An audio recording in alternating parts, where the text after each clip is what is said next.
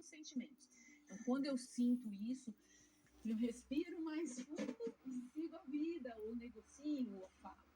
Agora, é muito importante os pais perguntarem para as crianças, né? E conversarem, porque o que não deveria acontecer é o seguinte: a criança sentiu raiva, o pai comprar a raiva da criança e a criança já resolveu o problema, mas o pai vai na escola e cria confusão e deixa até a criança sem aprender o certo.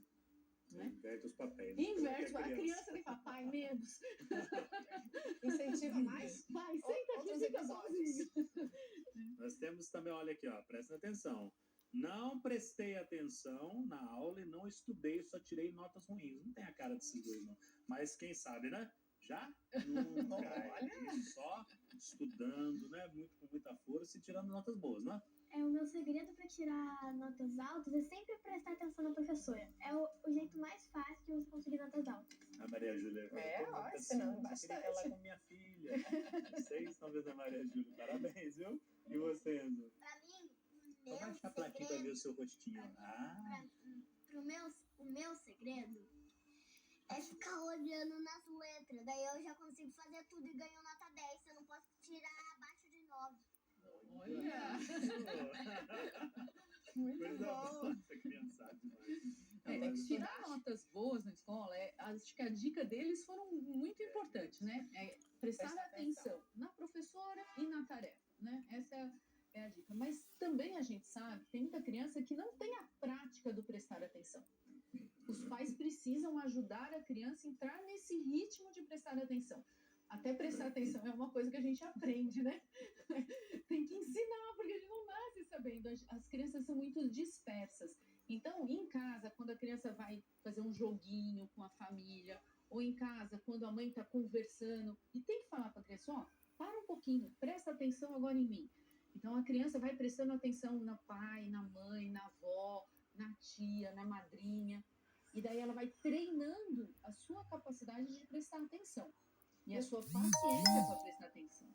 E os pais também lembrarem, né? Na hora que estiver na mesa, desliga o celular, deixa longe, para também ter atenção ali, né? Para os filhos, né? Quando a gente está ensinando a criança a ter atenção, quanto menos coisas para distrair, é melhor.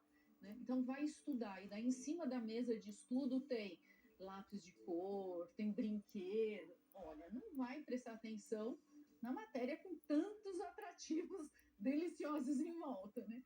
Então, na hora de estudar, se vai estudar aquilo, é aquilo que está em cima da mesa. Tirar os brinquedos, para ajudar a focar a atenção. E agora a gente estava falando de atenção. E como lidar com uma criança hiperativa? Vocês na sala, vocês são muito agitados? Tem algum colega que às vezes é muito agitado, que até atrapalha o andamento da aula? Assim, tem colega agitado na minha sala, mas eu não costumo me agitar muito, assim. Você presta bastante atenção, você já falou pra gente. E o Enzo? Nunca também? Nunca foi de ficar, sair andando pela sala, conversando com um, conversando com o outro? Também é bem focado. Olha, eu gostei de ver esses dois. Como lidar com crianças hiperativas, assim? A criança hiperativa, ela precisa de mais atividades que os outros para conseguir ficar focada em alguma coisa. Ela tem um tempo de ficar focado muito reduzido. Então, é importante que os professores também saibam que tem que mudar um pouco de atividade. Às vezes, a atividade é muito longa. Para uma criança que tem um pouco mais de hiperatividade, é muito difícil. Né? Então, o professor tem que saber lidar. Os pais precisam orientar a escola, falar, orientar o próprio aluno. Olha, você tem essa característica. E daí a pessoa que tem hiperatividade, também sabendo que tem, ela vai conseguir se controlar um pouco mais, né? Agora, uma criança realmente com hiperatividade, ela precisa ser orientada, a professora, a escola. O que eu vejo é que às vezes não há esse diálogo da família com a escola.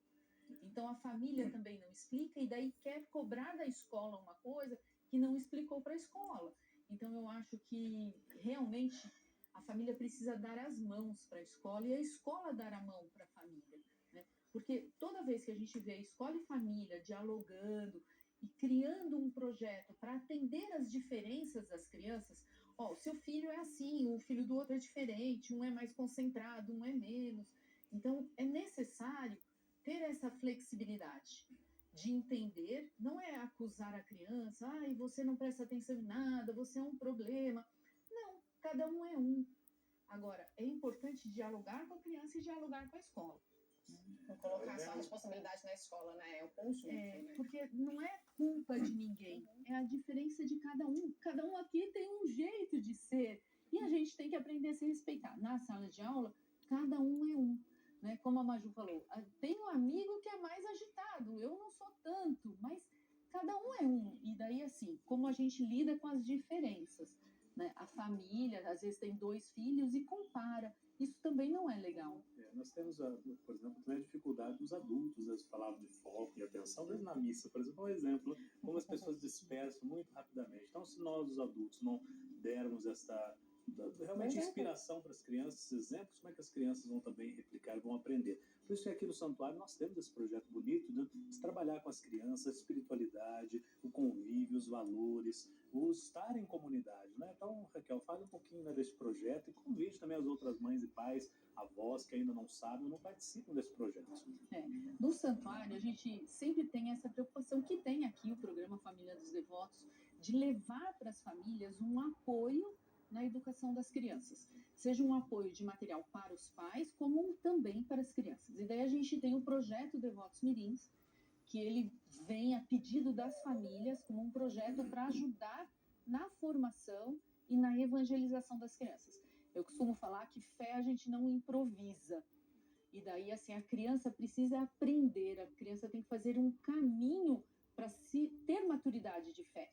E o projeto Devotos Mirins envia para casa do devoto, que é cadastrado na família dos devotos, mensalmente, um material que vai ajudar a criança e a família a realmente fazer um caminho de maturidade da fé. Olha, Raquel, Mostrando, né? Até um dos materiais é a revistinha. Esse mês, inclusive, está especial por causa do Dia dos Pais, né? Então, as crianças que receberem a revistinha em casa tem até um cartão que podem, né, te retirar, enviar para o pai, colocar a mensagem. E aí, né? Que a gente tem que estar sempre atento, né? Pedindo a Deus, primeira força na fé, para continuar as crianças sempre participando, né? Nas comunidades, aprendendo as coisas que ocorrem no mundo. E nós temos que estar sempre firme na oração e sempre passando para as crianças o que a gente aprende. E tem sempre eu passo aquele passagem de Mateus 18, de 1 a 4, fala sempre aquela passagem muito bonita, que é também um alimento para as crianças, né? Os discípulos se aproximou de Jesus e perguntou: quem é maior no reino do céu? Jesus chamou uma criança, colocou no meio dele e disse: eu lhe garanto, se vocês não se converter, não se tornarem como criança, vocês nunca entrarão no reino do céu. Difícil, né? Mas as crianças são muito inteligentes e criança que segue o caminho de Deus e a família vai até o céu, em nome de Jesus.